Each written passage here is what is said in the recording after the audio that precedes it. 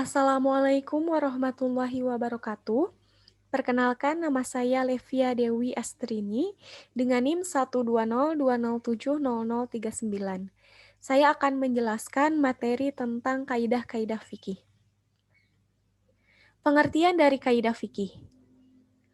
Kaidah-kaidah fikih berasal dari bahasa Arab al-qawaid al-fiqhiyah. Al-qawaid merupakan bentuk jamak dari kata al-qaidah yang secara kebahasaan berarti dasar, aturan, atau patokan umum. Kaidah fikih itu adalah kuli atau umum yang dirumuskan dari fikih-fikih yang sifatnya partikular. Jadi, kaidah fikih adalah generalisasi hukum-hukum fikih yang partikular. Kaidah fikih juga diartikan sebagai ketentuan hukum yang bersifat umum yang mencakup hukum-hukum derivasinya karena sifat keumumannya dan atau totalitasnya. Kemudian, dasar hukum dari kaidah fikih. Yang pertama, kaidah fikih yang bersumber dari Al-Quran. Kaidah ini bersumber dari Al-Quran, yaitu firman dari Allah Subhanahu wa Ta'ala. Contohnya terdapat di dalam Al-Quran surat Al-Hajj ayat 78 yang artinya, dan berjihadlah kamu di jalan Allah dengan jihad yang sebenar-benarnya. Dia telah memilih kamu dan dia tidak menjadikan kesukaran untukmu dalam agama. Ikutilah agama nenek moyangmu Ibrahim, dia Allah telah menamakan kamu orang-orang muslim sejak dahulu. Dan begitu pula di dalam Al-Quran, agar Rasul Muhammad itu menjadi saksi atas dirimu, dan agar kamu semua menjadi saksi atas segenap manusia. Maka laksanakanlah sholat dan tunaikanlah zakat. Dan berpegang teguhlah kepada Allah, dialah pelindungmu, dan dia sebaik-baik pelindung dan sebaik-baik penolong. Kemudian yang kedua adalah kaidah fikih yang bersumber dari sunnah. Kaidah tersebut contohnya dari sunnah hadis riwayat Al-Bukhari, yang artinya tinggalkan atau batalkanlah hukuman had karena ada faktor keraguan. Kemudian, pahalamu atau upahmu sesuai dengan kadar kepenatanmu. Kemudian yang ketiga adalah kaidah fikih yang berdasarkan ijma sahabat. Pemahaman terhadap kaidah-kaidah fikih ini menjadikan hukum Islam selalu fleksibel, karena kaidah-kaidah fikih berfungsi sebagai filter yang menjamin supaya fikih-fikih kontemporer yang dibuat demi menyelesaikan persoalan tidak bertentangan dengan ketentuan yang terdapat di dalam nas Al-Quran dan As-Sunnah. Kemudian, arti penting dari sejarah kaidah-kaidah fikih. Yang pertama adalah mengetahui kesungguhan para ulama dalam menciptakan pengetahuan tentang kaidah-kaidah fikih. Yang kedua, kesungguhan para ulama dapat dijadikan sebagai iktibar yang berharga sehingga dapat mendorong kita untuk melanjutkan usaha keras mereka. Dan yang ketiga, kaidah-kaidah fikih yang telah dirumuskan oleh para ulama di masa yang lalu dapat langsung dimanfaatkan dalam menghadapi persoalan hukum Islam kontemporer. Selanjutnya adalah periode pembentukan kaidah-kaidah fikih. Yang pertama adalah periode pada masa Rasulullah SAW dan para sahabatnya. Sebagaimana dikemukakan oleh Al-Khudri dan Abdul Wahab Khalaf bahwa Nabi dan para sahabat telah meninggalkan asas-asas pembinaan hukum Islam, yaitu yang pertama adalah Adam al-Haraj, yaitu prinsip meniadakan kepicikan dan tidak memberatkan. Kemudian yang kedua, taklil at-takalif adalah kelanjutan prinsip dari sebelumnya, yaitu prinsip yang menyedikitkan beban. Allah melarang kaum muslimin untuk memperbanyak pertanyaan tentang hukum yang belum ada, yang akan berakibat akan memberatkan mereka sendiri, sebagaimana dijelaskan di dalam Al-Quran surat Al-Ma'idah ayat 101. Kemudian yang ketiga adalah at-tadrij fi at-tashri, yang mengartikan bahwa hukum Islam ini ditetapkan secara bertahap seperti aturan dalam hukum sholat, zakat, puasa, haji, pengharaman riba, dan khamar. Semuanya itu ditetapkan secara bertahap menyesuaikan dengan kondisi umat Islam pada masa itu. Kemudian yang terakhir adalah musyawarah bimasolih an-nas, yang mengartikan bahwa penetapan suatu hukum ini haruslah sejalan dengan kemaslahatan manusia, baik individu maupun masyarakat. Penjabaran dari prinsip ini terdapat 3 kriteria dalam penetapan hukumnya, yaitu yang pertama, hukum yang ditetapkan benar-benar untuk kemaslahatan manusia. Yang kedua, ditetapkan oleh pihak yang berwenang atau memiliki otoritas, sehingga dapat mengikat lapisan masyarakat. Dan yang terakhir, ditetapkan sesuai dengan kebutuhan. Kemudian periode yang kedua, yaitu periode kodifikasi. Pada periode ini terdapat beberapa karya dari ulama-ulama terdahulu, seperti Adibas yang mengkodifikasi sejumlah 17 kodifikasi dan dilanjutkan oleh Al-Kharhi menambahkan 20 kodifikasi pada abad ketiga Hijriah. Kemudian pada abad kelima Hijriah, Ad-Dabusi mengkodifikasi beberapa kaidah fikih yang dituangkan dalam bukunya yang berjudul Ta'sis an-Nazr.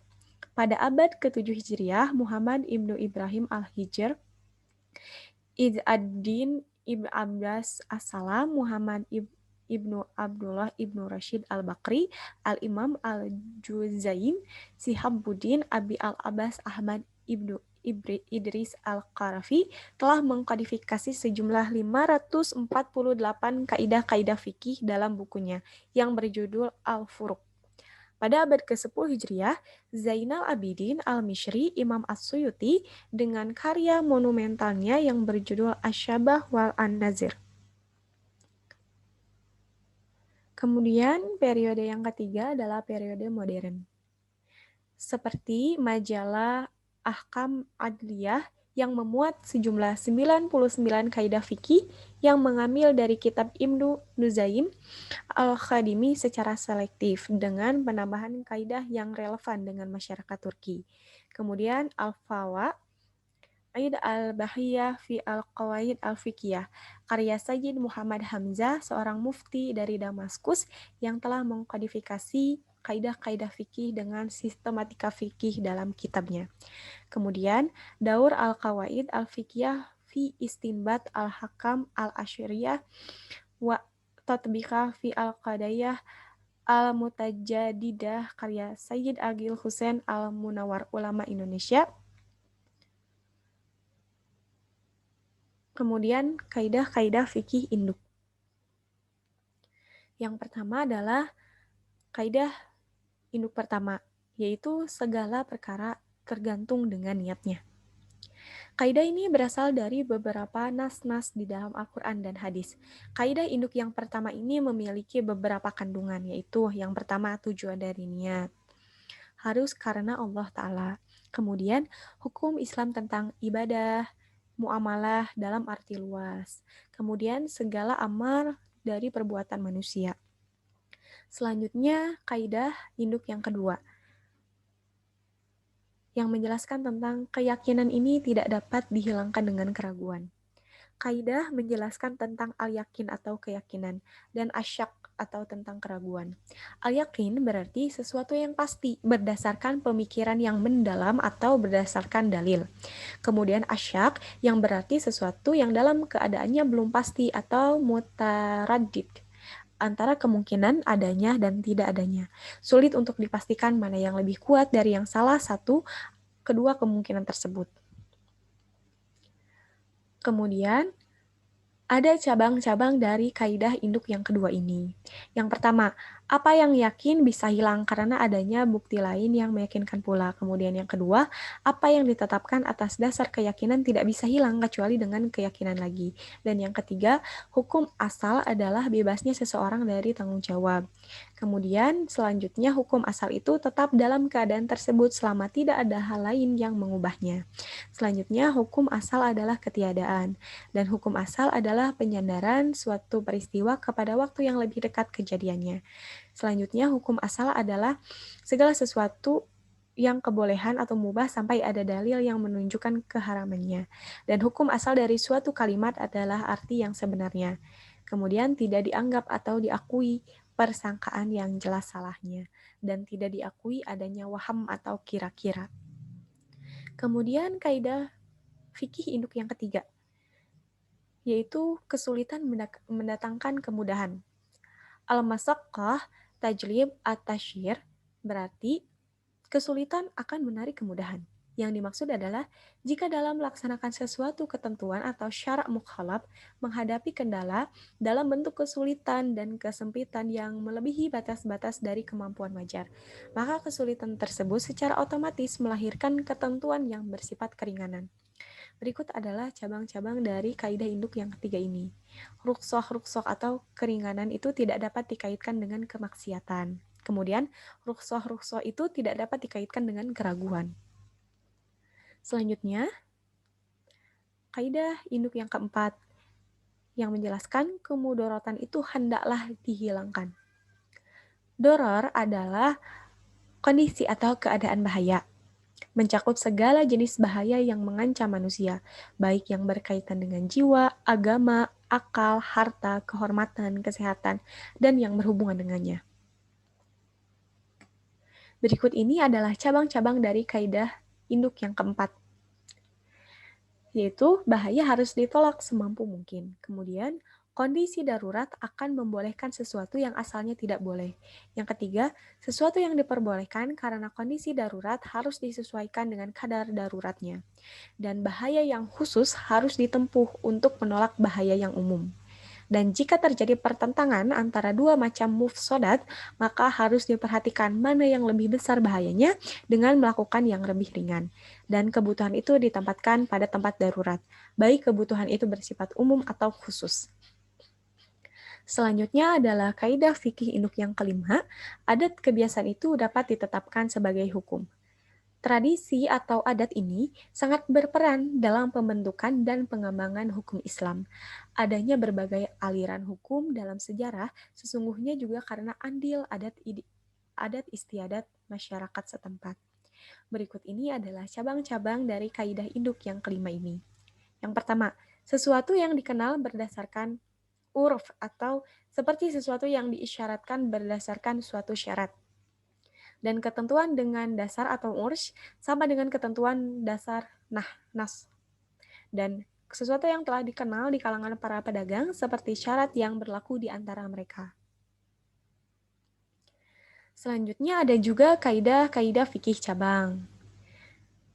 Seperti kaidah al-qaliliyah yang memiliki cakupan terbatas bahkan cenderung sangat sedikit. Dan yang kedua, kaidah al-asasiyah yang memiliki cakupan furu'iyah yang sangat luas, komprehensif, dan universal, sehingga hampir menyentuh elemen hukum fikih. Dan yang ketiga, kaidah al-ghalabiyah, kaidah yang memiliki cakupan furu' yang sangat luas, tetapi tidak seluas cakupan kaidah al-asasiyah. Kemudian, manfaat dari mempelajari kaidah-kaidah fikih. Yang pertama, mengetahui prinsip-prinsip umum fikih. Yang kedua, lebih mudah untuk menetapkan hukum bagi masalah-masalah yang dihadapi.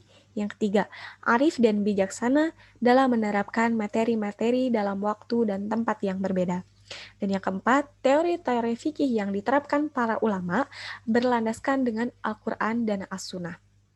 Dan yang kelima, mempermudah dalam menguasai materi hukum. Yang keenam, membantu menjaga dan menguasai persoalan-persoalan yang banyak diperdebatkan. Yang ketujuh, mendidik orang yang berbakat dalam ilmu fikih ketika melakukan analogi ilhaq dan takhrij untuk memahami permasalahan-permasalahan yang baru dan mempermudah orang yang berbakat di bidang fikih dalam mengikuti dan memahami bagian-bagian hukum dengan mengeluarkannya dari tempatnya. Kemudian urgensi dari kaidah-kaidah fikih. Kaidah fikih ini mempunyai kedudukan yang istimewa dalam khazanah keilmuan Islam fikih dan dapat menjadi landasan dalam berfatwa serta menjadikan ilmu fikih menjadi lebih teratur. Sekian penjelasan dari saya. Terima kasih atas perhatiannya. Mohon maaf apabila ada kesalahan. Wabillahi taufiq wal hidayah. Wassalamualaikum warahmatullahi wabarakatuh.